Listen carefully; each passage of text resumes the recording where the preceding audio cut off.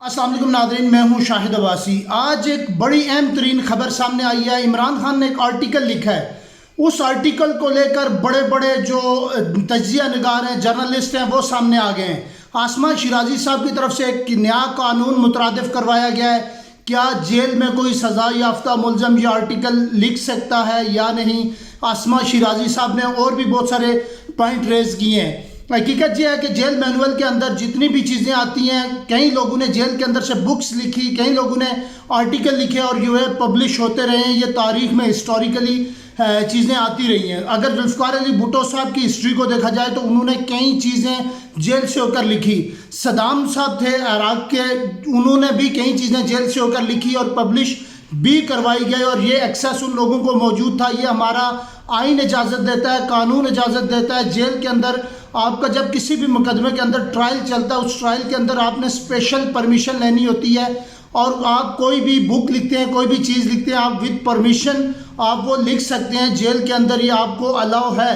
لیکن عمران خان کی اس آرٹیکل کو لے کر بڑی ڈسکشن جاری ہے۔ جس ادارے نے یہ آرٹیکل پبلش کیا اس کے خلاف بھی کہہ رہے ہیں کہ کوئی تحقیق کی جائے، تحقیق کرنے کے بعد یہ ایکسیس کیسے ہوئی، اور پھر اس ادارے کے خلاف بھی اگر لیگلی کوئی ایکشن بنتا ہے تو ایکشن بھی لیا جائے۔ لیکن اگر عمران خان نے یہ آرٹیکل لکھا، یہ آرٹیکل انہوں نے کیوں لکھا، کیا ضرورت پیش آئی، یہ تو زیادہ بہتر ایکسپلین عمران خان ہی کر سکتے ہیں۔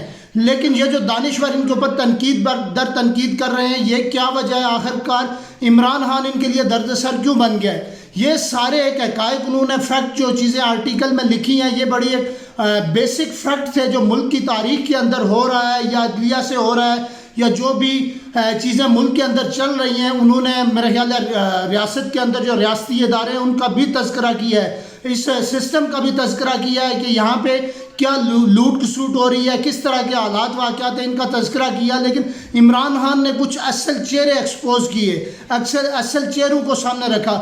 آپ مجھے بتائیں کہ میاں نواز شریف صاحب جب یہاں سے گئے تھے، کیا کوئی قانون اجازت دیتا تھا کہ وہ واپس چلے جائیں؟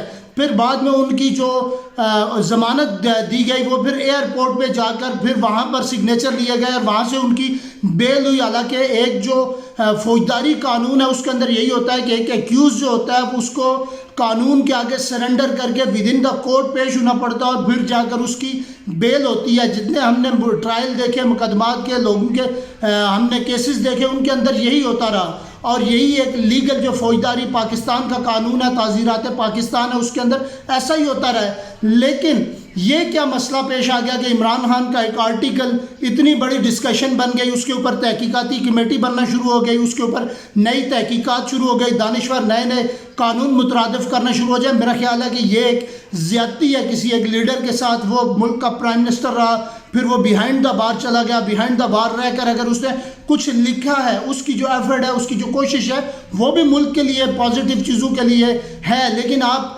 آرٹیکل 124A لگا کر کسی کو غداری کا سرٹیفکیٹ دے دیں اور پھر اس کے بعد یہ ڈکلیئر کر دیں کہ یہ شخص غدار ہے، حالانکہ ملک کی تاریخ کے اندر کئی چیزیں میں حمید میر صاحب کو سن رہا تھا کہ جو غدار خود ہوتے ہیں وہ دوسرے کو غدار ڈکلیئر کرنے کے لیے پہلے ساتھ ملانے کی کوشش کرتے ہیں۔ اگر وہ بندہ ساتھ نہ ملے پھر اس کو آرٹیکل 124A لگا کر غداری کا سرٹیفکیٹ دیتے ہیں۔ یہ ملک کے اندر ایسا نہیں ہونا چاہیے۔ اگر انہوں نے کوئی چیز لکھی ہے، ان کو کسی نہ کسی طریقے سے ایکسیس ہوئی ہے، پھر یہ چیزیں پبلش ہوئی ہیں، آپ کسی ایکیوز کو اس کے وکیل کے ساتھ ملنے سے نہیں روک سکتے۔ یہ آئین اجازت دیتا ہے، قانون اجازت دیتا ہے۔ جب وکلا کی ملاقات ہوئی ہوگی اس دوران انہوں نے آرٹیکل ان کو تھما دیا ہوگا اور وہ آرٹیکل پبلش ہو گیا ہوگا۔ اس میں کوئی بڑی بات نہیں ہے۔ اس کے اندر نئے قانون مترادف کروانا، نیا شور اور ڈنڈورا پیٹنا، یہ میرا خیال ہے بے سود ہے۔ تو ان دانشوروں کو بھی سوچنا چاہیے۔ تب تک کے لیے دیجیے اجازت، نیکسٹ ویڈیو کے ساتھ حاضر ہوں گا۔ بہت شکریہ۔